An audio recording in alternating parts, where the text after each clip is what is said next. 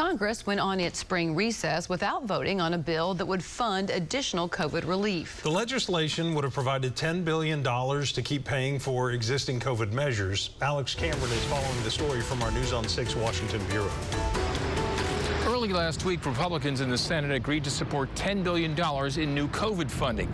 But a day later, they and a few Democrats made that support conditional, further frustrating the administration. Senate Republicans decided to move the goalposts yet again and force amendment votes on something completely independent of our COVID response needs. Those needs, administration officials say, are very real. The need to buy more vaccine, monoclonal antibodies, and COVID tests to provide for cases currently out there and to prepare for the surge that could come. COVID is not over, and we have an obligation to protect our country. But if COVID isn't over, many Republicans say, why did the administration announce that next month it would stop using Title 42? That's the policy imposed 2 years ago by President Trump that allows border authorities to expel migrants without letting them apply for asylum.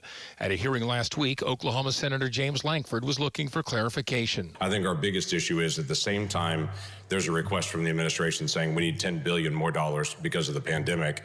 There's also a decision to say the pandemic's over and the risk is over the border. Administration officials say that was a CDC decision because Title 42 is a public health tool, not an immigration tool. But Republicans and moderate Democrats point out the administration's acknowledged that lifting it will lead to more border crossings when crossings are already at record highs. They want it to stay in place at least until there's a plan to handle that surge.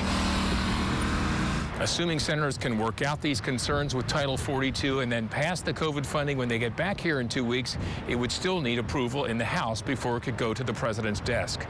From our Washington bureau, I'm Oklahoma's own Alex Cameron.